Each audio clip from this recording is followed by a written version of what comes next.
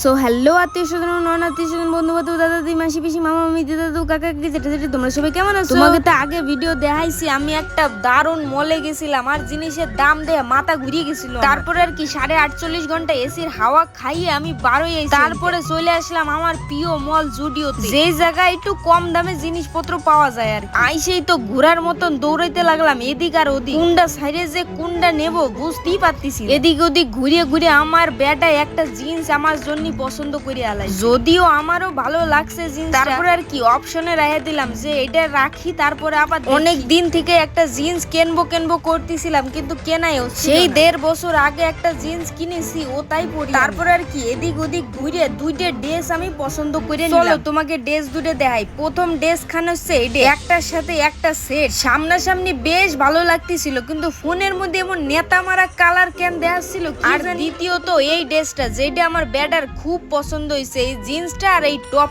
সত্যি কথা বলতে আমারও বেশ পছন্দ হয়েছে এই দুইখান ড্রেসই। বেশি টাকা ছিল না বলে একটাই নিলাম, যদি একটু বেশি টাকা থাকতো তাহলে ওইখান ড্রেসও আমি নিয়ে আসতাম। আর আমি জুডিওতে আসলি পরে মুখ গ্লু করার জন্য একটা ফেস মাস্ক তো নেব। এই জায়গা দিয়ে অনেক জিনিসপত্র দেখতে দেখতে চলে যাচ্ছিলাম ফেস মাস্ক, কারণ আমি এই দিক থেকে কিছুই কিনবো না, যদি দেহি আবার নীতি মনি যাবে তার জন্য আমি তাকাচ্ছিলাম। ও বাবা না তাকায় কি উপায় আছে, তাকাইছি আর একটা লাইনার পছন্দ হয়ে গেছে। অনেক দিন ধরে লাইনার কিনবো ভাবতেছিলাম একটা নিয়ে, এইবার চলে আইছি আমি ফেস মাস্কের কাছে। আমার তো এই ফেস মাস্ক গুলি ইউজ করতে বিরাট ভালো লাগে, মুখে কেমন যেন গ্লু চলে আসে। 100 খান ফেস মাস্ক নাইরে সাইরে দেওয়ার পর 2 খান পছন্দ করে নিয়ে নিলাম অবশ্যই। ব্যাটার আমি যতই বলতেছি এদিকে একটু দেখো, ব্যাটাই তো আমার সেন্ট শোঙার জন্য ব্যস্ত হয়ে পড়েছে। ভাবতেছিল একটা পারফিউম নেবে, তারপরে আর নিল। অন্য একদিন আইসে নাকি নেবে। আমারও তো কত কিছু পছন্দ হয়েছিল কিন্তু আমিও তো বললাম পরের দিন আইসে। আর এই দিকে ঘটে গেছে বিরাট একটা ঘটনা, চলো তোমার কাছে শেয়ার করি। যা যা কিনেছি আমরা সব হাতে করে ভিখারির মতন যাচ্ছি রুমে, কারণ একটাই, যখন বিল করতেছিল বিল কাউন্টারের লোকটা আমাকে কইছিল ব্যাগ অ্যাড করবা। আমরা তো রীতিমতো বলেছিলাম হ্যাঁ একটা ব্যাগ অ্যাড করে, জানি না উনি কি